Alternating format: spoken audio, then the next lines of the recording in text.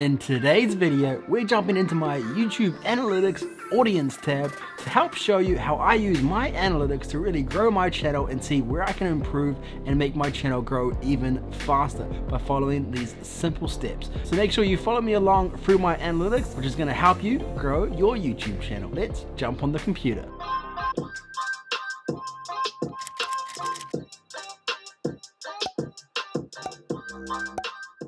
Alright guys, so we are on my YouTube studio and we're going to jump into the audience tab. So first thing you want to do is go to your YouTube studio. Then from there we want to click on analytics. Alright, and then we want to click on audience tab. Okay, so it's going to show us a few things that we can look at. It's going to show us our unique viewers, our average views per viewer, our subscribers. It's also going to show us what time our viewers view our videos, what time of the day, and particularly the day we have the most active viewers on our channel. Also shows us the watch time from subscribers, which is really important, the age and gender, our geographics, and also the subscriber bell notifications. So this top part here, the unique viewers, I don't truly understand exactly what it means by unique viewers, but it kind of means that it's viewers outside of the main things like YouTube search, subscriptions and things like that. It doesn't really explain to you where these unique viewers are coming from, so it's not really something I would worry too much about. Average views per viewer, so this kind of just shows you examples of, on average, that particularly a viewer, how often do they watch your videos per day, and it looks like we're getting around about 1.4 to 1.2 viewers per day of the per viewer. So it kind of tells you how often somebody is watching one of your videos. Do they watch more than one video and things like that. 1.4 isn't too bad, but it isn't great either. You'd probably want somewhere between 2+, because that means people watching more than one of your videos per day. We're not going to worry too much about subscribers at this stage. I have talked about it previously, what's happening with my channel. If you're new to the channel and you're not too sure why I'm losing subscribers, go check out my other analytical videos and that will explain exactly what's going on there. The next thing I want to look at is when your viewers are on YouTube. Now, I'm not too sure if this is rolled out to everybody in the world yet. I believe it has rolled out to most people. So kind of the darker the color means the more people are viewing it at that particular time. So it'll be interesting to see here if we look at when I do a live stream, that does appear to be more viewers on a Sunday at around about, so 4 o'clock on a Sunday, I actually have more viewers on my channel. On Mondays, we actually seem to have quite a few in the early morning, around about 3 to 4 a.m. and then it picks up again at around about 5 p.m. So you can't expect that on weekdays, that I mean, assuming people have to go to work, have to go to school, they're not going to be active during the day, so they're going to be active from either in the evening from about 5 p.m. onwards, or if they're a night owl, they might watch things really early in the morning, depending on what their schedule is like. But we can really see here, pretty much during the week, it seems to be pretty standard that around about 3 a.m. we get quite popular views. We've got this darkish purpley color. Whereas around about 12 o'clock, apart from a Sunday and a Saturday, although Thursdays and Fridays, you get a few views around about 10 a.m.-ish, but around about that 12 o'clock, even on a Saturday, so even Monday through to Saturday, there's just not that many people watching the YouTube at around about 12 a.m.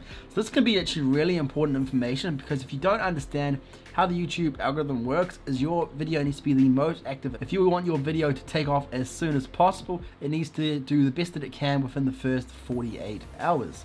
To do this, you want to make sure that you're uploading your video at the busiest time of when your viewers are most active. So looking at this, we can clearly see here that posting at around about 10 a.m. is probably going to be the most beneficial. We can also see that around about 5 p.m. most days is pretty good. 5 to 6 p.m. would be pretty decent, and around about 7 p.m., especially on the weekends, is quite active. That being said, Sunday morning also is quite active. So we're getting to quite a various thing here, but we can clearly see here that midday would be the worst time to upload. Apart from that, it looks like I'm getting pretty active viewers in the mornings and in the evenings. So whether it's the morning or the evening is going to be best for my subscribers and for my viewers. So this is something really to take note of, because you want to make sure that you're uploading your video when you can get the most viewers within the shortest amount of time.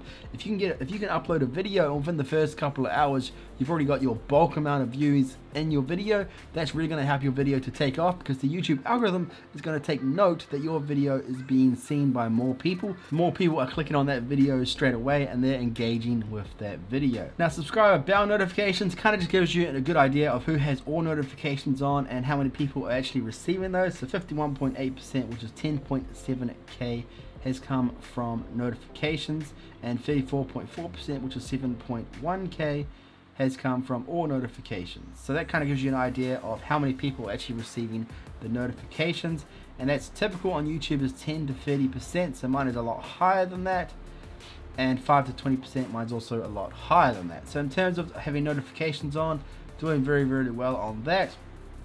The other one to take note of is other videos your audience has watched. Now, it says there's not enough eligible information for this, so unfortunately I can't look at that, but if that is available for you, it's definitely something worth looking at, because you can see what videos are your viewers watching, what other videos are they watching, to give you a good idea of what videos that you could create that you know that they're watching. So if, for example, they're watching a video about the new iPhone 12, that will give you a good idea to create a video on the iPhone 12. Now, another really interesting one here is watch time from subscribers. So how much of your watch time is coming from subscribers or non-subscribers? We can see here that in the last 28 days, 66.7% is from not subscribed and 33.3% is from subscribed. So this tells me one of two things. Firstly, it tells me that the majority of people watching my videos, at least in terms of the watch time, is from my non-subscribers. So this is a good thing, because it means that I'm reaching out to people that aren't subscribed, and it's going to give me a greater chance of getting new subscribers into my channel. So that's great. But what you also need to be aware of is this is saying watch time from subscribers. So what you need to take note of, this isn't saying that the viewers is 66.7% aren't from subscribers. This is saying the watch time is from 66.7%. So this tells me that from my subscribers, one of two things. One, they're just not watching my videos for very long, and that's why the non-subscribers are watching my videos for longer. So the people that haven't actually subscribed to my video are, in theory, enjoying my videos more than my subscribers. This doesn't necessarily tell you that you're reaching more people through YouTube search and things like that. Obviously, you need to look at your reach and see if that is actually the case. But looking at just straight at the watch time from subscribers, this is telling me that the people who aren't subscribed to my channel are watching my videos for longer than the people who have subscribed. So that is great. So that could mean that I'm reaching a larger portion of people that haven't subscribed. So it means I'm reaching new people, and therefore I could gain more subscribers, which is what you want to aim for.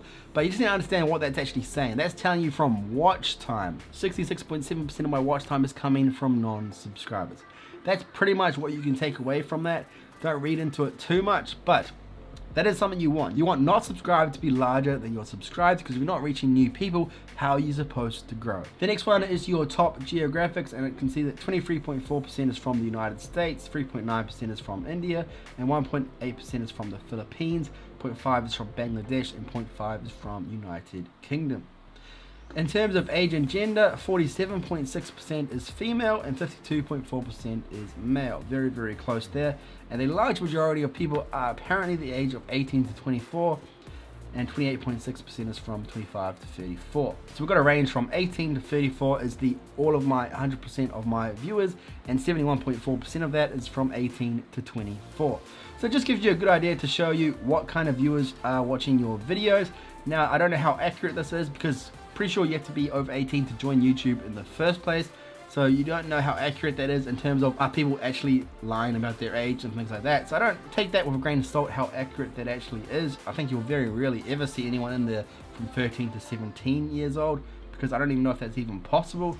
But it must be if it's in the statistics. But that being said, if that is accurate, pretty happy with that age range there. You'd probably want more people in the 25 to 34 and 35 to 44, especially if you're trying to sell merch and things like that and trying to get income in there. You'd want your range to be of a larger audience, because they have money available to spend money into things and things like that. Also shows us the subtitles and things like that, which is also quite useful. But the biggest thing you want to take away from your audience tab is the watch time from subscribers. You want to make sure that you're reaching out to a new audience. You want your percentages to be higher on the not subscribed, and you also want to take note of what time is the best time to upload your videos to help your videos blow up faster by posting your videos at the correct time. Right guys, now we're looking at my YouTube analytics in the audience tab to show you why the audience tab is so important and how you can use this to really blow up your channel and see when the best upload times are, to see where you can improve in terms of are you reaching new subscribers so that you can gain subscribers and grow on YouTube. If you're not reaching people who aren't subscribed, then you're not reaching new people and you're not going to blow up on YouTube. So you really need to work out where your traffic sources are coming from, of course, to help you determine how many people actually subscribe to your channel and all of these things. And the audience tab is really going to help you to do this, because even if you're getting people on YouTube search, if it's not people that haven't subscribed to your channel, then it's still not really what you're aiming for. So the audience tab is truly really powerful, and it's going to help you so much in order to grow your YouTube channel. If you did enjoy this video, be sure to give it a thumbs up, and if you haven't checked out the first parts of the series, definitely go ahead and check those out. And as always, if you did enjoy this video, make sure you check out my other videos, and I'll see you over there.